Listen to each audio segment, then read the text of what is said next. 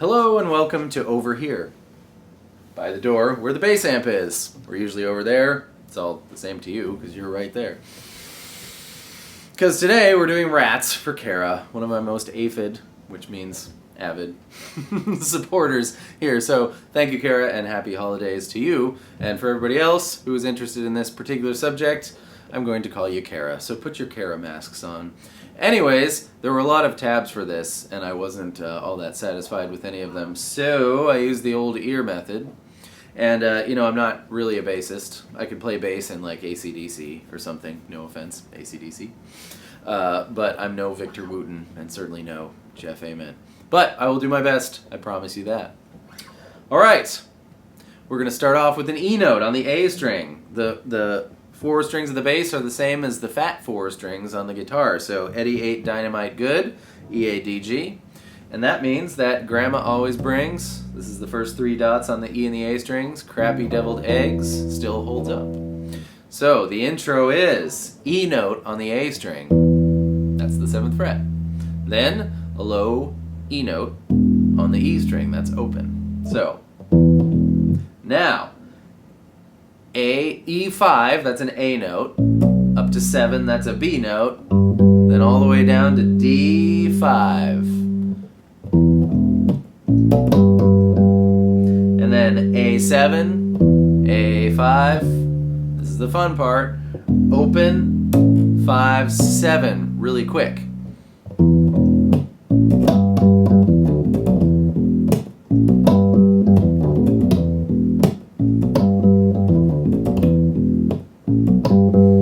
This time, you grab the A string, wherever, most convenient at the 7th fret, all the way up to the 14th fret, and G12.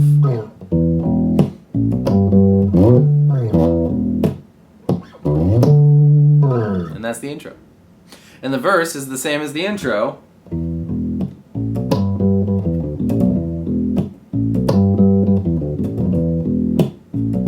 Except the third time, instead of that thing, he just goes, which is A string 5, slide it up to 7, and then D5. So it's all, they don't eat.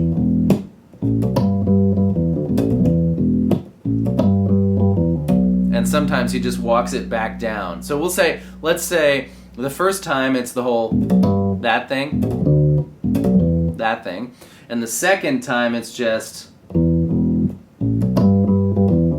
that's A7, A5, E7. And then the third time it's the whole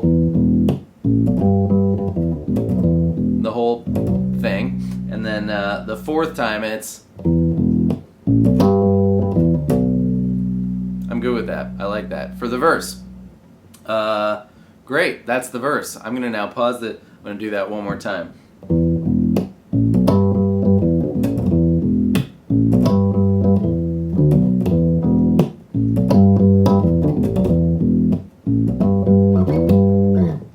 And now I'm going to pause it and listen to the chorus. Be right back.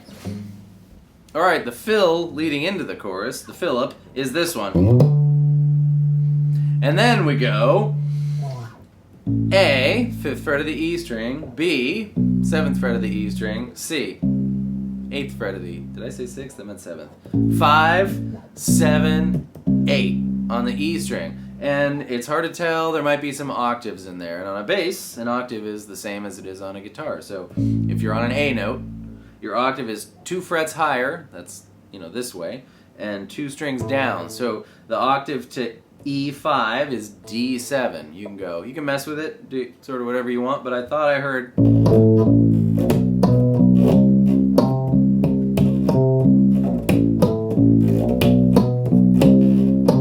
I might have been imagining things.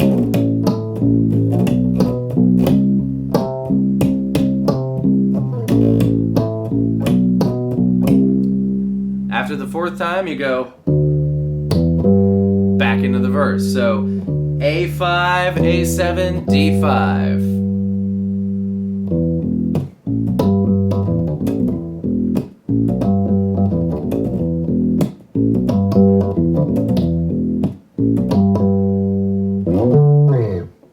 I'm going to listen to the next verse and see what happens. Goodbye. The intro to the second verse is the same as the intro without that in it. It's just going to be...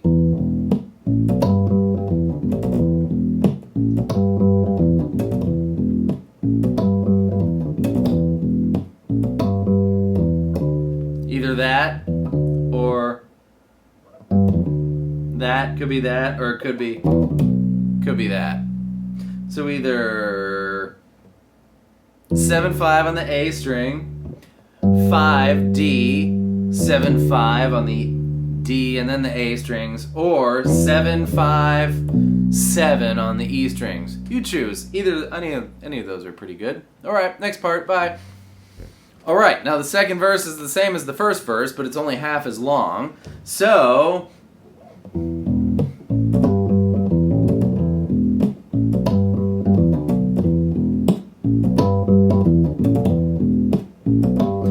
now you get to do the fun one. On the D string now, all the way up to 14, and then G12. Next chorus. Oh, I know this. Okay. Next chorus goes the same.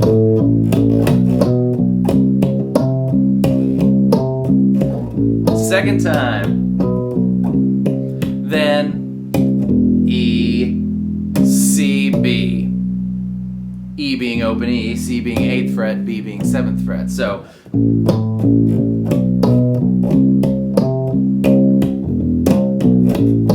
third time, down to G, 3rd fret. Now why down to G? Because we're on C, and G is C's 5th. Do, re, mi, fa, so. That's a G note, because look, there's an octave. We just talked about that. And bassists can play fifths. They're allowed. In fact, they're encouraged to play fifths. So third time was A, B, C, G. And the fourth time does A, the root, F sharp, the 5th of B. Told you they were encouraged. And then G, the 5th of C. So.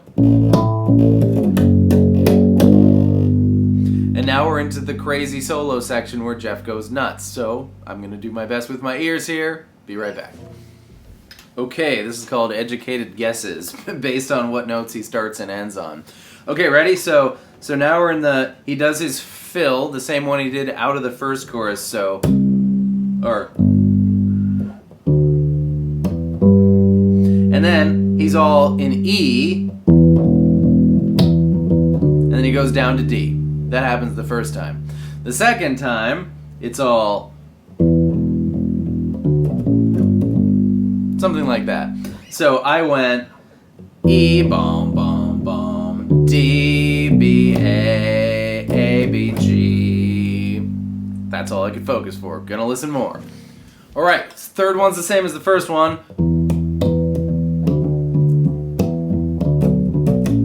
And that's the fourth one.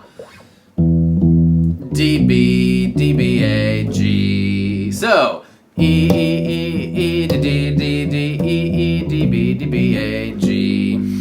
Cool. Be right back.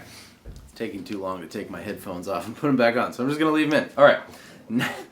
The fifth one is the same as the first and the third ones. The sixth one is that. D, B, A, B, A. Here comes the big one. Okay, so the seventh one is the same as the first and the third and the fifth ones, but the last one, the cool one, is... So, A7, 5, E7, D5, A7, A5, E7, A5, E7, E5. And then we're into the chorus. So, we should be in the clear now. Be right back. Yeah, so then that chorus, of course, is the same as the other choruses, especially the second chorus, because the first one's more simple. But, gosh, this is so difficult. I realized I made a mistake, so it's going to be on the one that goes down to G, then it goes 2, 3, 4 chromatically, back up to A. Chromatically means not skipping any notes. So the third one of the chorus, the second chorus and the third chorus is...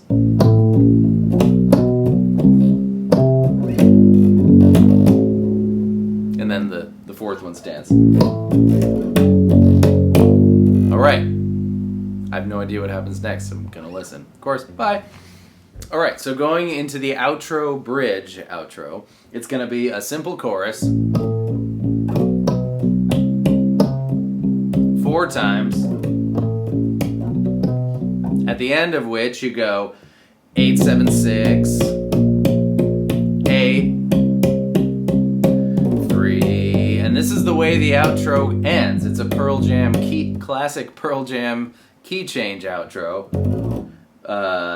B flat was not an original key. C, G, and that's the way it goes as it fades out. But of course, Jeff has some fills, and I'm gonna give maybe 2 of them a listen here and see if I can get them. So be right back.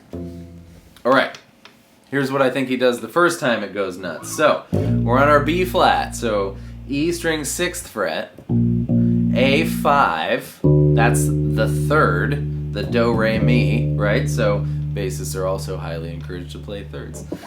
6, 6, 5, 6, 6, 7. Now that's kind of weird. It's the third of the chord we're gonna be playing, so it sort of leads into that chord. But anyways, and then up to D10, and then A7, 7, 8, 9. And then back to our D10, 10, 8, A10, A10, D8, A10, down to G. So, I'm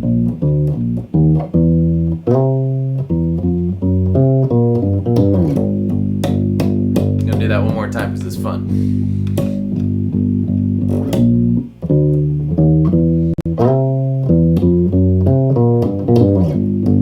Time. Ready and go, and I messed up.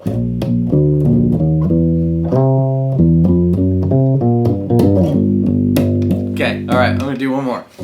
And the last one. More kids, look how dark it's gotten. More kids interrupting, coming to their lessons on Christmas Eve, for God's sake. Alright, so one more here, and we start on our B flat. And we play the third. The major third is always located there. So if the band is playing a major chord, you can play a major third. Up to C, the octave,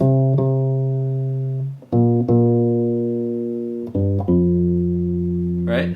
C, C, B flat, G, F. Interesting. So that whole one is...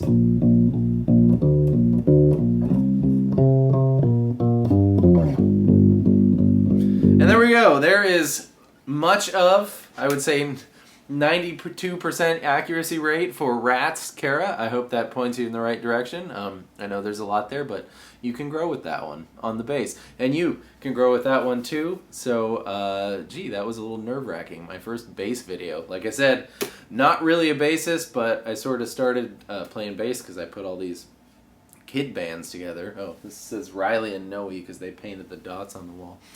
Put a bunch of kid bands together, and how many kids play bass? Not that many, so I ended up playing bass for like 6 hours a day for like 3 years, and anyways, you learn a thing or two. So this is my minimal investment Epiphone. It's very decent. It costs $220. It's easy to play. It's kind of small scale, and my used Vox amp. I love Vox, and of course my Pearl Jam poster. Anyways, be well, happy holidays, thank you for watching, and let me know if you want more like this. I don't know how many bassists there are among us, but cheers, goodbye.